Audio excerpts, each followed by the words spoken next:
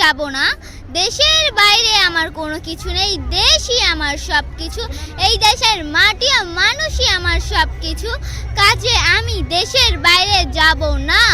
আমি শুধু দলের নির্দিষ্ট নেত্রী নই, আমি সারা বাংলাদেশের নেত্রী। আমার নাম সারিকা ফাতেমা, আমি যশোর থেকে আসছি। আমি ক্লাস 5-এ পড়ি, যশোর মমিন গার্লসে।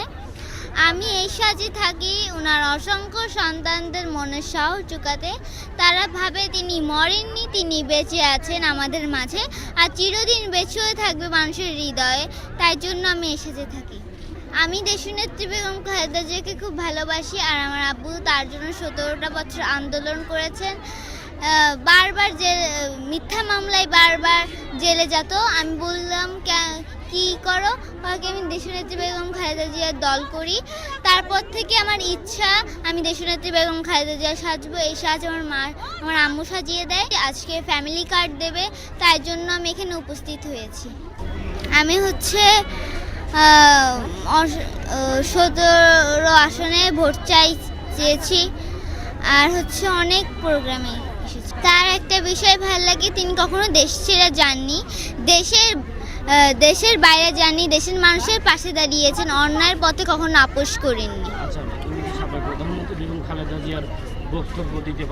হ্যাঁ, পারবো। আমি দেশের বাইরে যাব না, দেশের বাইরে আমার কোনো কিছু নেই, দেশই আমার সব কিছু, এই দেশের মাটি আর মানুষই আমার সব কিছু, কাজে আমি দেশের বাইরে যাব না। আমি শুধু দলের নির্দিষ্ট নেত্রী নই, আমি সারা বাংলাদেশের নেত্রী। কত বছর ধরে এই সাজে? আমি ছোট থেকেই খালেদা জিয়া সাজি।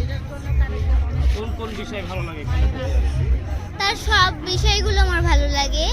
আমি তাকে দেখি, ওনার কথা শুনি, খুব ভালো লাগে।